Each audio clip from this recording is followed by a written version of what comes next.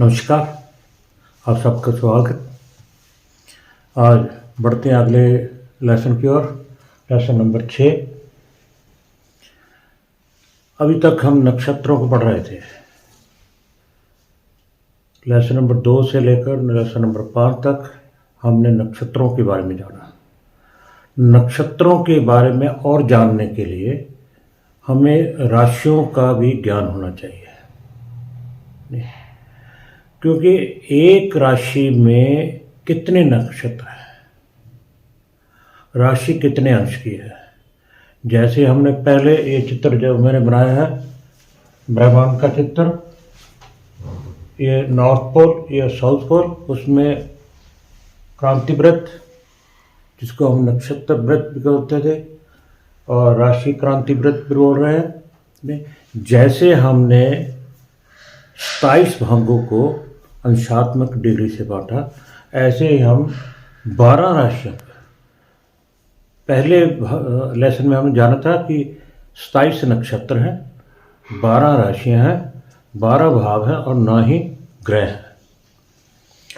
तो हम उसी प्रकार अंशात्मक विभाग भी राशियों का 12 के हिसाब से डिवाइड करके करेंगे, क्योंकि कुल ब्रह्मांड को हम 360 डिग्री में करते हैं तो राशियाँ 12 हैं। राशियाँ जो हैं 12 हैं। अगर हम 360 को 12 से डिवाइड करते हैं तो 30 डिग्री की एक राशि आती है। जैसे ये जो है एक भाग होगा, एक राशि होगी 30 अंश की, और इसी प्रकार जब हम दूसरे भाग को बनाएंगे तो ये भी राशि 30 अंश की होगी, और जब हम इसको बनाएंगे तो ये राशि भी 30 अंश की होगी। राशि हम सभी जानते हैं, मेष से मीन तक, मेष वृष मिथुन, कर्क सिंह कन्या, तुला वृश्चिक धनु, मकर कुंभ और मीन। जो पहली राशि है मेष है, तो दूसरी वृष, तीसरी मिथुन, ऐसे आगे चलते जाएंगे। आगे कर्क आ गई और लास्ट में या ये मकर आ गई, ये कुंभ और ये मीन, और बाकी सारी राशियां भी वैसे ही आते रहेंगे। हर एक राशि का मान जो है 30 अंश है, और राशियां जो है जैसे नक्षत्र 13 अंश और 20 मिनट का है, और एक नक्षत्र में 4 चरण होते हैं, एक चरण का मान 30 अंश और 20 मिनट है। ऐसे ही एक राशि का मान जो है 12, एक राशि का मान जो हुआ 30 अंश हुआ। एक राशि का मान कितना हो गया? 30 अंश हो गया। अब हमें ये देखना है कि कौन सी राशियां हैं, कौन सी? 12 राशियां हैं। यानी कि अगर हम राशि और उसका अंशात्मक विभाजन देखें तो क्या होगा? पहली राशि जो है मेष है, पहली राशि मेष है, 0 डिग्री से शुरू हुआ और 30 अंश तक गया। तो पहली राशि का जो मान है 0 अंश से 30 अंश तक हुआ। तो दूसरी राशि का कहाँ शुरू हुआ? साधारण है, इसमें 30 अंश जोड़ देंगे, कितना आ जाएगा? 60 डिग्री तक। पहली राशि का जो मान है 0 से 30 है, और दूसरी का 30 से 60 है। तो दूसरी राशि है कौन? दूसरी राशि है वृष। 30 अंश से शुरू होगी और 60 अंश तक जाएगी। और तीसरी मिथुन, मिथुन 60 अंश से शुरू होकर 90 अंश तक जाएगी, 90 अंश तक जाएगी। और चौथी कर्क, कर्क जो है 90 अंश से शुरू होकर 120 अंश तक जाएगी। आपको याद होगा कि 0 अंश से लेकर 20 अंश तक जब हम नक्षत्र के बारे में जान रहे थे, 0 अंश से लेकर 120 अंश तक 9 नक्षत्र आ जाते हैं। कौन कौन से? अश्विनी से। पहला नक्षत्र कौन सा था? अश्विनी। और 9वां कौन सा था? अश्लेषा। यानी 120 डिग्री तक 4 राशियां गत हो जाती हैं और 9 नक्षत्र कंप्लीट गत हो जाते हैं। 4 राशियां और 9 नक्षत्र। फिर दूसरा क्रम शुरू होता था किस नक्षत्र से? मघा से।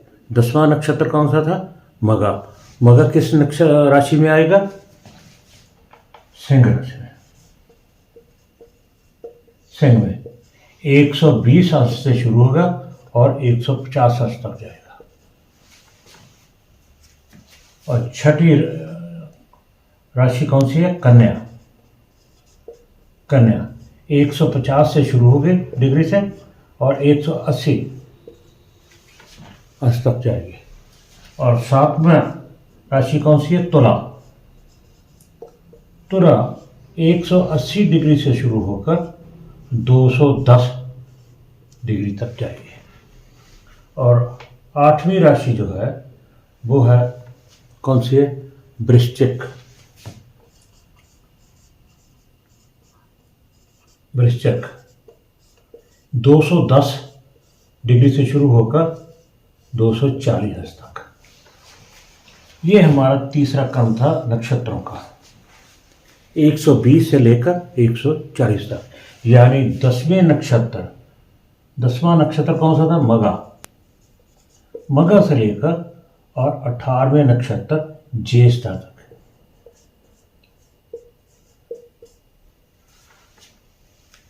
एक 120 डिग्री से लेकर 240 डिग्री तक मघा से ज्येष्ठा नक्षत्रगत हो जाते हैं और राशियां सिंह से वृश्चिक हो जाती है। फिर आता है हमारा तीसरा क्रम। तीसरा क्रम कहाँ से शुरू होगा?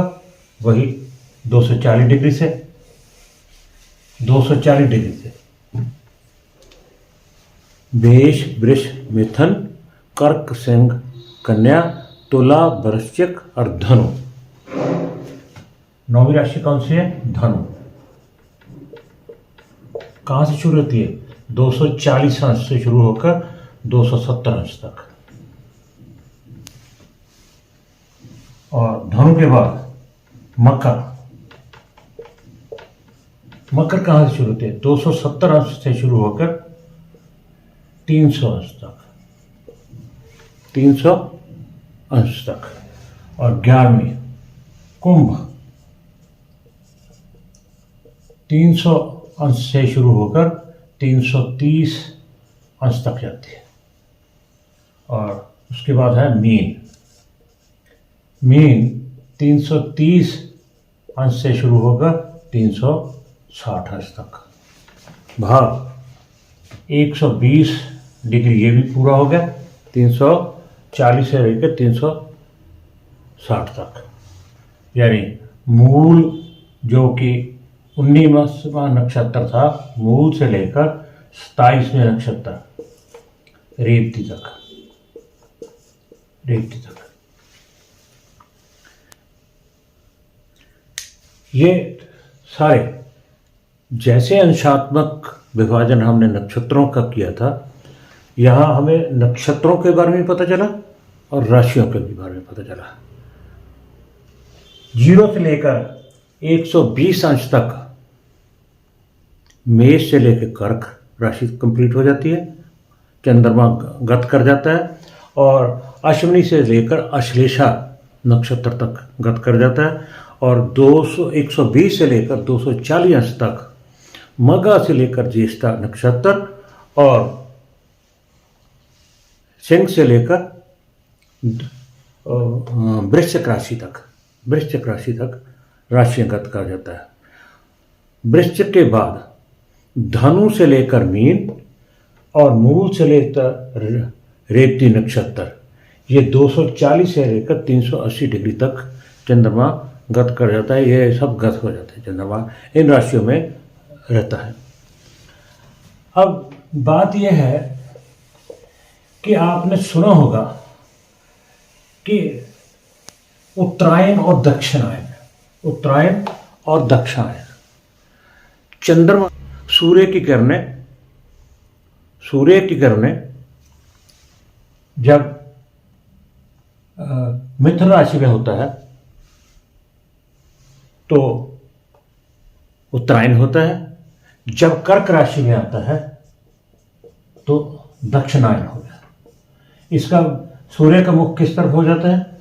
दक्षिण की ओर हो जाता है, और उधर क्या होता है? शरद ऋतु शुरू हो जाती है, और आते आते जब वो मकर राशि में प्रवेश करता है सूर्य,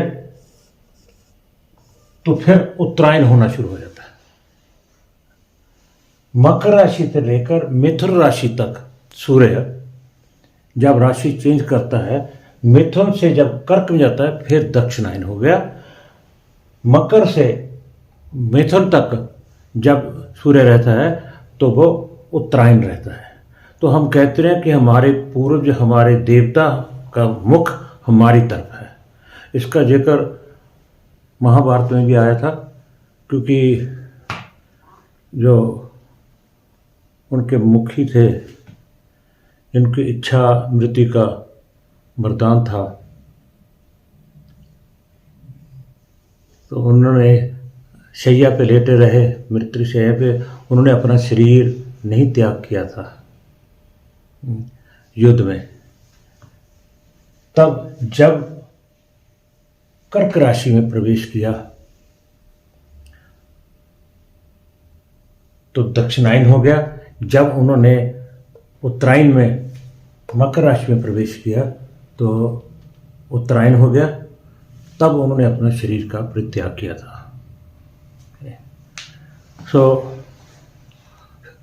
हम साखियों की तरफ नहीं जाएंगे, हम उन कथाओं की तरफ नहीं जाएंगे ज़्यादा, तो हम इस कैलकुलेशन की ओर जाएंगे।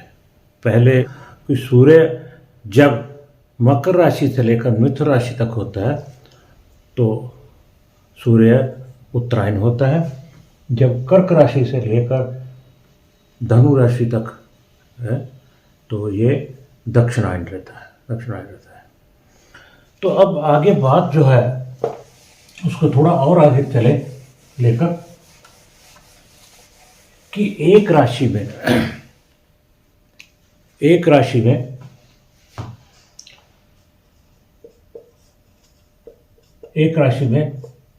30 अंश होते हैं।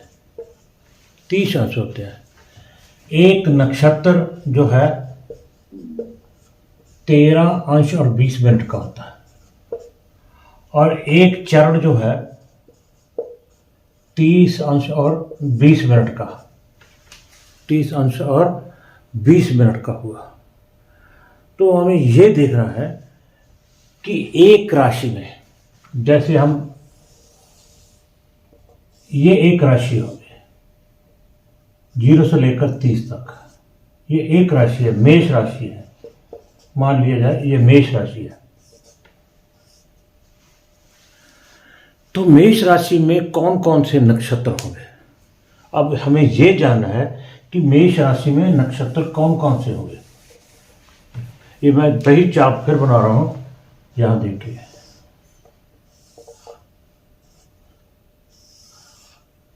ये 30 अंश है, टोटल 30 अंश है। राशियों का मान 30 है। 30 मान रखे, नक्षत्रों का 13 अंश और 20 मिनट। पहले 13 अंश जो है 20 मिनट का पूरा नक्षत्र आ जाएगा। कौन सा? अश्विनी। ये 0 से लेकर 30 अंश है। राशि कौन सी है? मेष, पहली राशि। इसमें ये अश्विनी नक्षत्र है। इसका मान कितना है? 13 अंश और 20 मिनट। और उसके बाद कौन सा नक्षत्र है? भरणी। भरणी, इसका भी 13 अंश और 20 मिनट है। 13 अंश और 20 मिनट यहां जोड़ेंगे तो कितना आ जाएगा? 26 अंश और 40 मिनट आ गया। तो हमें और कितना चाहिए? 3 अंश और 20 मिनट और चाहिए। तो कितना बन जाएगा? 30 अंश बन जाएगा।